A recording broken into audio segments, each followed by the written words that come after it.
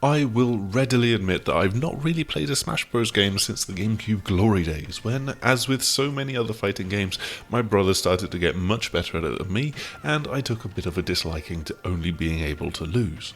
Yet, there's something about them that, compared to more technical fighters, makes me think that I should love it, and so, still suffering with the trauma of defeats to my siblings, I was more than happy to try out the various single-player offerings of Super Smash Bros. Ultimate to get my first real look at the game. So it's all based around the World of Light adventure mode, which drops you in as Kirby, the sole survivor of the huge assault on the realms of Nintendo and friends by an army of master hands to try and capture them and turn them all into these weird shadowy minions. It's the new flagship mode from the game's single player, and it starts off nice and gently as you battle a puppet fighter version of Mario, followed by a brawl against a bunch of Yoshis, and then a demonic and thankfully not furry Jigglypuff. Whether you've played literally any fighting game before or not, Smash is still almost insultingly easy to pick up and play. All you really have to worry about to start with is your base attack, your special attacks with directional modifiers, and then the overall aim of trying to knock the enemy off the map. But then it still has all of those depths to master, and things that still serve to frustrate me because I'm just not particularly great at the game. There's the few dozen of times, for example, where I lost track of whether I double jumped or not, or used the special attack that can act as an extra air move, inevitably ending up seeing me fall to my death. I'd also completely forgotten how to charge up an attack and knock other players out of bounds when they get past that 100% mark, which certainly isn't an issue in the early stages against the AI, but does come back to bite you when playing against other people. Don't worry, I got it eventually when someone said faff around with the right analog stick, and I think there's a couple of other ways to do it as well. But again, World of Light is really there to introduce you to all of this, and it does start off very easily. You've got these first few battles, and then you fight Mario a second time to add him to your roster of characters for this mode. It's at this point that the mode really starts to open up, giving you a choice of different paths to follow and a choice of further fighters that you can unlock. And it's clear that there's a sprawling maze across this map for players to delve into, following different paths and taking on different challenges. However, World of Light is also an introduction to the new Spirit system, which is perhaps the most dramatic addition to the game. These are there to provide what feels like a near unlimited amount of variety, both in terms of things to occupy your time with, and in order to let you tweak and boost your chosen character's abilities. There's tons and tons of them in the game, and they gave the developers the opportunity to really pay homage to the wider world of video games, without then having to turn every single one of them into part of the roster of fighters. There's lots of different types of spirits as well. Primary spirits come in 4 different particular types. You've got attack, grab, shield, and neutral, which mimic the different attack types in the actual fighting that you enjoy. And they can boost your power against an opponent with bumps to your attack and defense stats, and also in a classic rock, paper, scissors setup. However, these primary spirits can then also have slots for support spirits, which come with much more specific skills, whether it's giving you a slightly floatier jump or letting you start the battle with an item already equipped.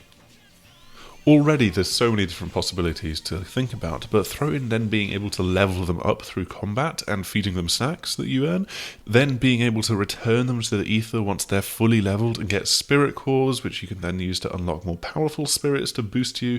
There's just this huge metagame for players to really sink their teeth into. The adventure mode does have a skill tree of its own, which boosts player abilities in ways that simply wouldn't fly in a more competitive setting, but spirits manage to spread out through the rest of the game as well.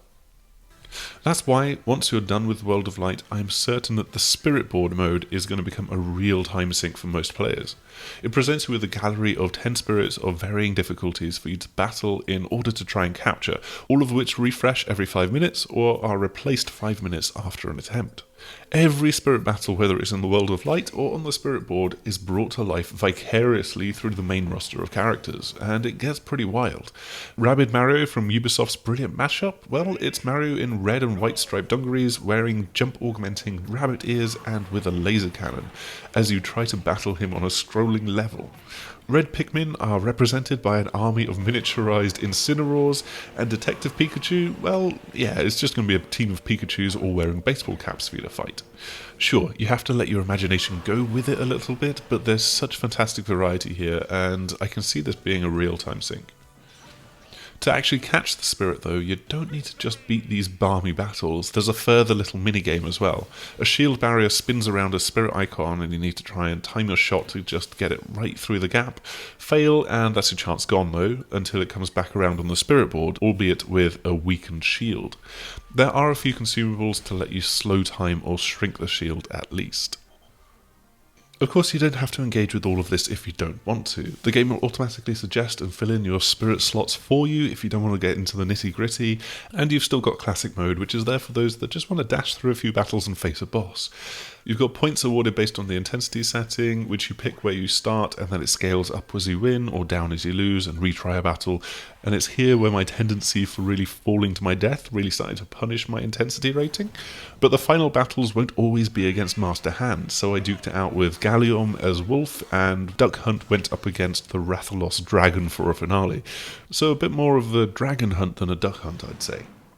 But in general, the game really is just as manic as ever, especially in 4-player multiplayer.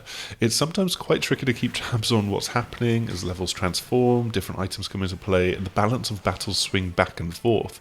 There's a unique stress trying to get into position and land that final blow on someone that's weakened, while knowing that others are trying to do the same and to get you as well.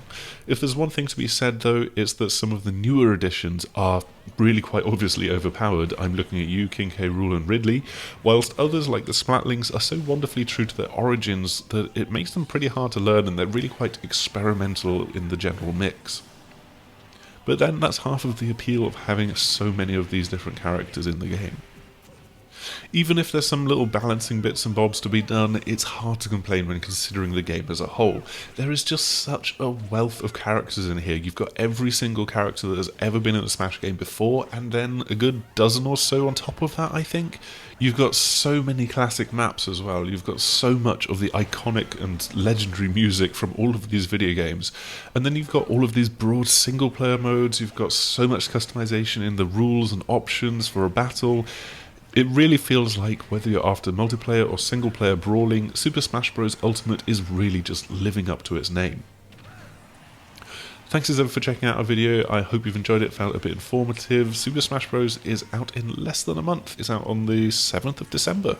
You can catch this preview over on the sixthaxis.com, and we'll try and have a few other little videos about Super Smash Bros. Going up between now and our eventual game review when the game launches as well. But before you go, please do like, subscribe and share, and hopefully we will see you again soon. Goodbye!